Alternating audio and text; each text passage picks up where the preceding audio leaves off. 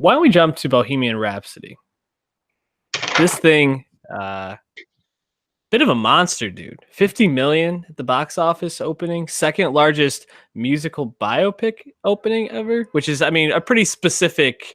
Sure. I think you speak don't know. Tweet. Yeah. Bryan Singer, we talked a little bit about the issues he had directing this, his unprofessionalism throughout the filming and the conflicts he had with Rami Malek, or at least they were reported. This is sitting at 59% on Rotten Tomatoes, but pretty much everything I saw from anyone that went to go see the movie this weekend was that they left very satisfied and really enjoying the movie. Why is there such a low Rotten Tomatoes score? But why are critics saying that this isn't good? Because I think you got Queen, you got Rami, you got a decent director. Like, how could this thing miss?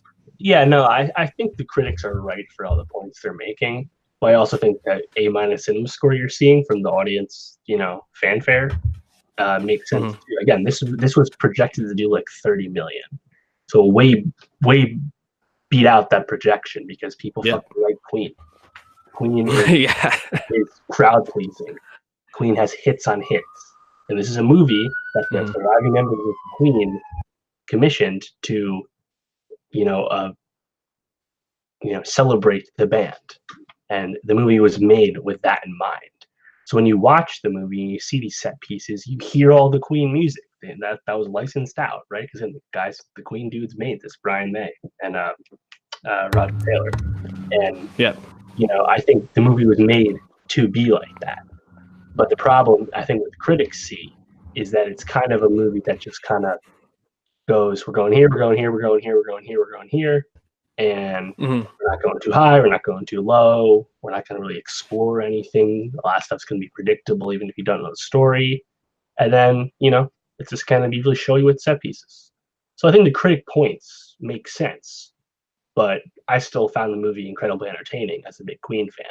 So I'm fine, I just think it's I mean, it's funny when you said Queen is just incredibly entertaining. It's just, that's what it is. You have Queen, you're playing it really loud. Malik basically embodies Mercury to a T, especially that, like, the last or the third act of the movie when he has the mustache and the shorter haircut. I was like, damn, he really does look like Freddie Mercury in this role.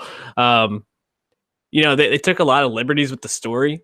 They pretty much just like retold the last like 10 years or 5 years especially, which is a bit troubling, but I don't know. It's hard for me to hate this movie.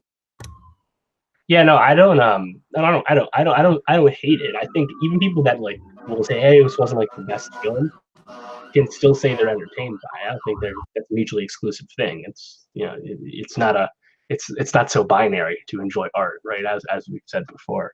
But I think part of those critical issues are probably rooted in the fact that initially Sacha Baron Cohen was attached to this film, and this is over 5 years ago, right? And like they wanted to make a hard R-rated, hedonistic as fuck film about Freddie, and I mean, obviously he's legendary for his drugs and his sex and stuff, right?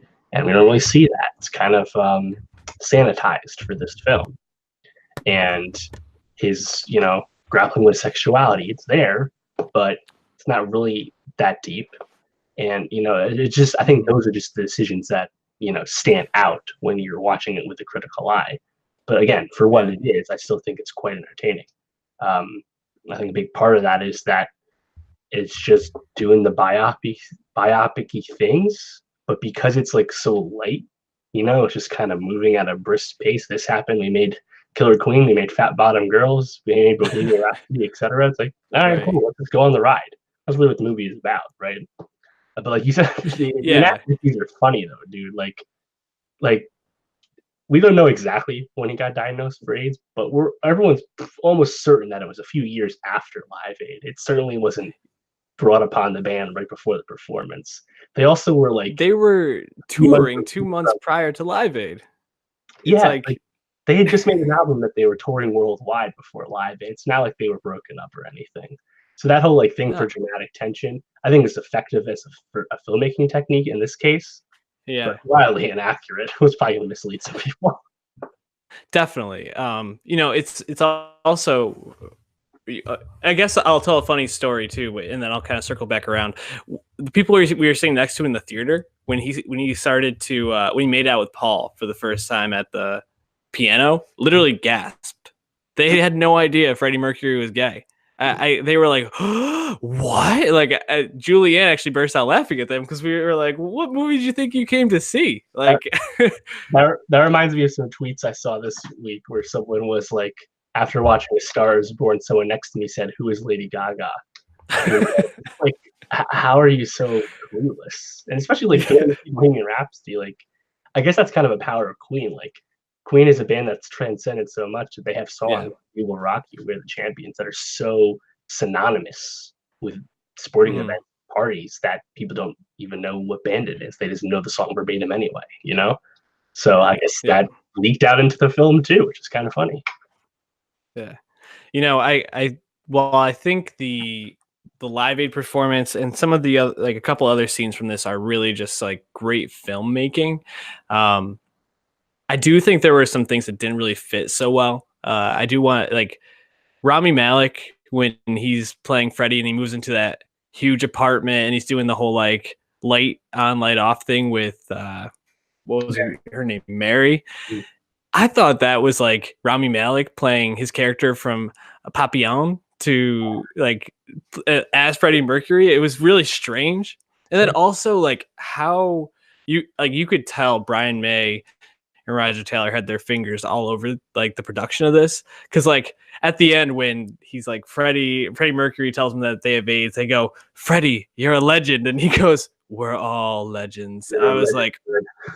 like, yeah, I was like, oh man, and No, also it was like they really highlighted the moments when the other members of the yeah, band had some serious input into a song and how important they were in the production of all the music, which is fine, but I don't really give a shit about the Brian May story or the Roger Taylor story. I want to know Freddie Mercury's story. exactly. I think Queen is an important band because all four of them wrote songs and wrote hit songs. Like it's not like that wasn't true, but no one is interested Right. in Queen's story for those dudes, as you just said. We're there for Freddie, and the fact that like more than once it's like we're having this creative argument in the studio.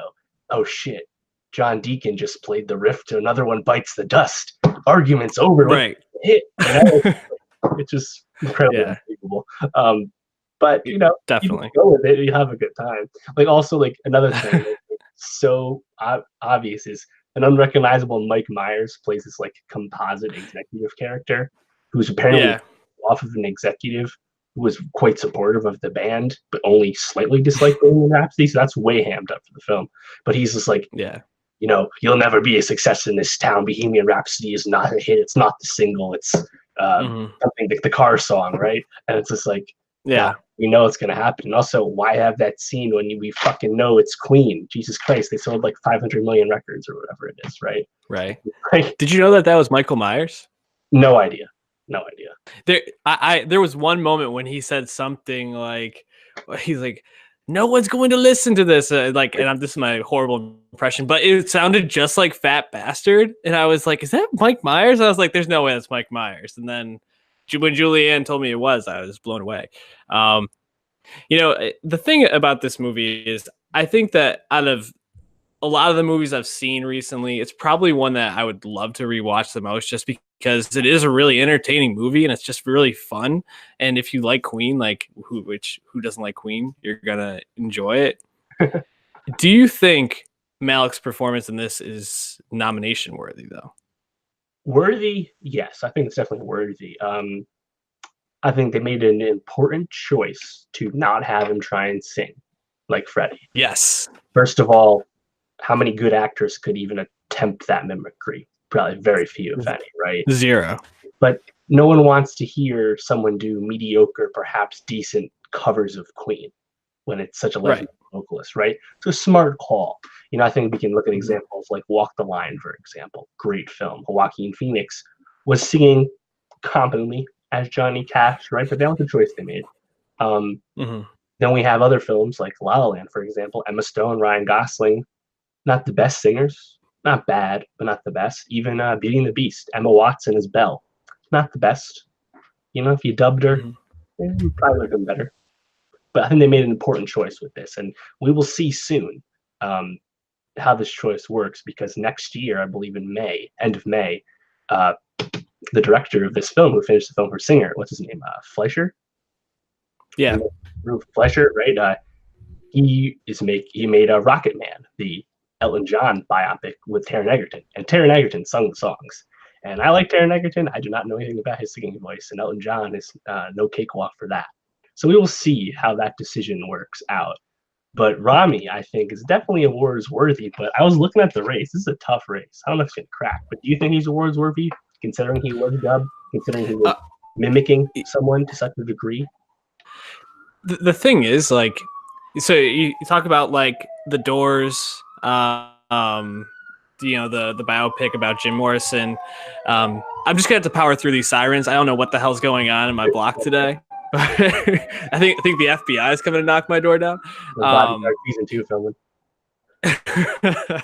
But like he really becomes Jim Morrison, and he sings. You know, Johnny Cash. It's Joaquin Phoenix. He becomes Johnny Cash.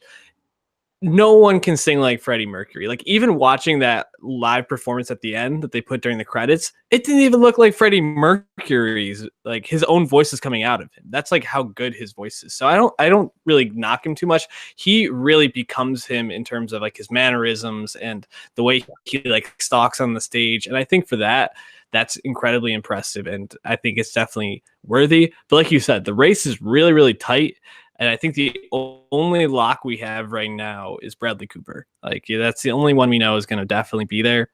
Gosling is probably on the fringe. Just I feel like First Man didn't get as much steam as people thought it would. I'm sure Viggo Mortensen will probably get in there for Green Book. That looks really good. I think Christian Bale, after Vice comes out, is going to be up there. Robert Redford, final movie. Yeah. I mean, I would like that. You know, also Ethan Hawke for First Reformed is right there. Lucas Hedges for Boy Erased is right there. I'm not sure how they're doing. Chalamet, Viggo and Mahershala for Green Book, but one of them is probably there. That's a lot of guys. There's only 5 nominations, so Rami feels like the Golden Globes likes him. He got 2 noms and a win from for Robot for that, right? So maybe if the Globes nominate him, that'll help. But he'll probably just miss, which is disappointing. But good win for him regardless. I'm really happy for him. Yeah, such a different role than he's played. You know, you think about Elliot and Mr. Robot, his role in the Pacific, Papillon. I mean, he has always plays these kind of weirdos who are very like just within themselves, and this was something where he got to be completely opposite. So overall, go see Bohemian Rhapsody. If you're gonna like it, it's gonna be fun. You don't need to take it that seriously. It's okay.